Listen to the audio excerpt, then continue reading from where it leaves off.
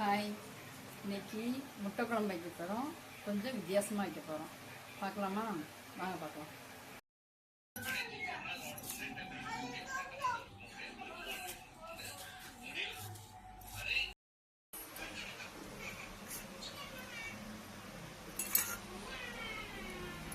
எதுக்கு இந்த மாதிரி அப்ளை பண்ணணும்?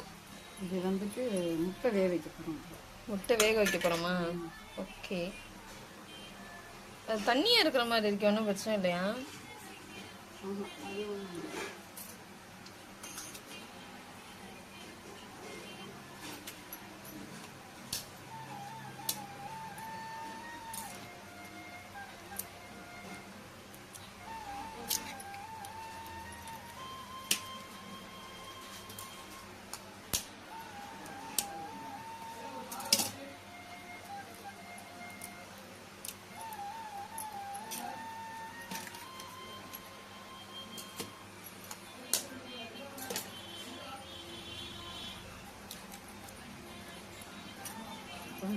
இது எடுத்துக்கோ.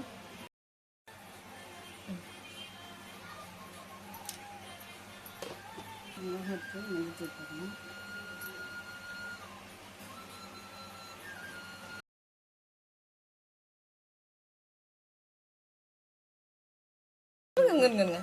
அது அப்பப்போ நான் கட் பண்ணிக்கிறேன். இப்போ போடுவோம். பெப்பர் கொஞ்சம் சேர்த்துக்கணுமா? ஓகே.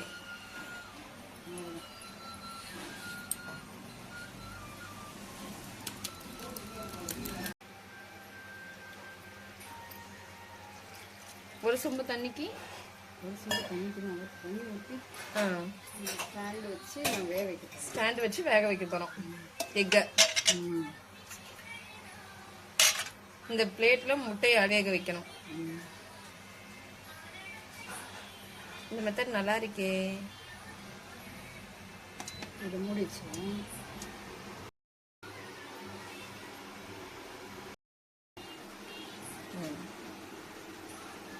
தக்காளியே பறைக்கணுமா?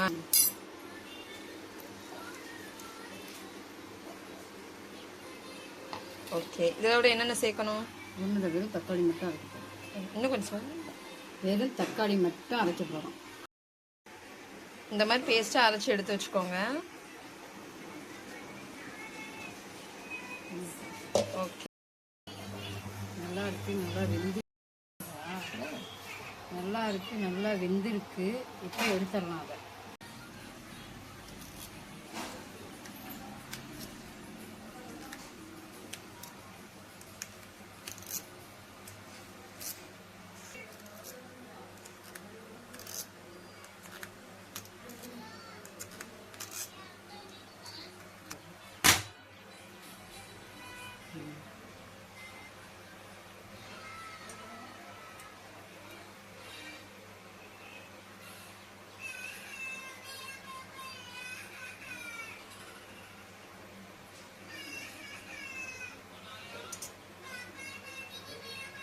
இந்த மாதிரி பீஸாக வெட்டி எடுத்துக்கணும். இந்த மாதிரி பீஸாக இருக்கும், நல்லா அழுத்தமாக இருக்கும். வெந்துச்சுன்னா இதை நம்ம இப்போ கிரேவி பண்ண போகிறோம். நல்லாயிருக்கும் எல்லாம்.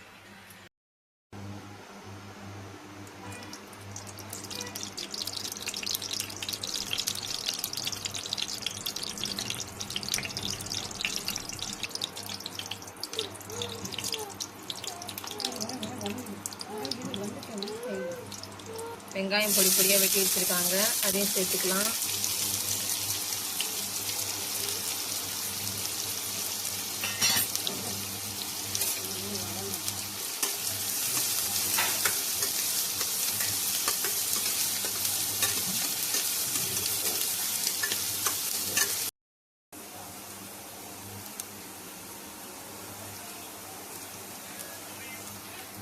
மிளகாத்தூள், மஞ்சத்தூள், கரம் மசாலா தூள்.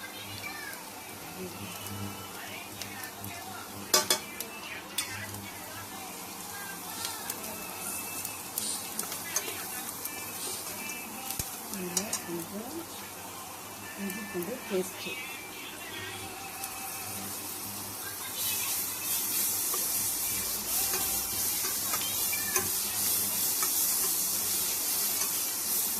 இப்போ அரைச்சி வச்ச தக்காளியை எடுத்துக்கலாம். நல்லா மிக்ஸ் பண்ணுவோம். சுற்றிலாம் நல்லா மிக்ஸ் பண்ணிடுவோம். போட்டுட்டு அப்படியே கொஞ்சம் உப்பு போட்டுருவோம்.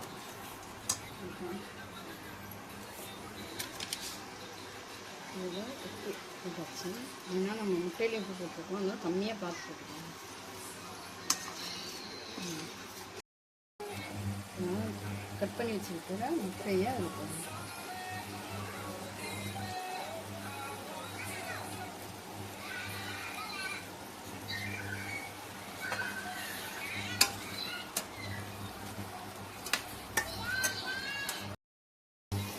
இதான் சொல்லுங்க. ஆயிடுச்சு, அவ்வளோதான், கெட்டியாயிடுச்சு. இது தொக்கு மாதிரி இருக்கும். இது வந்துட்டு சப்பாத்திக்கு சாப்பிட்லாம், தோசைக்கு சாப்பிட்லாம், ரைஸுக்கும் சாப்பிட்லாம். இப்போ இதை இறக்கிடலாம். அவ்வளோதான். மல்லித்தலை போட்டு நம்ம இறக்கிட்டோம். அவ்வளோதான், முடிச்சு.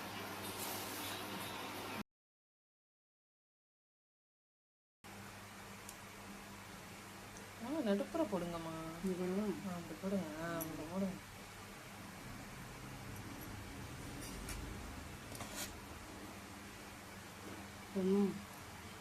இருங்க ஆன் பண்ணு. வைங்க வைங்க.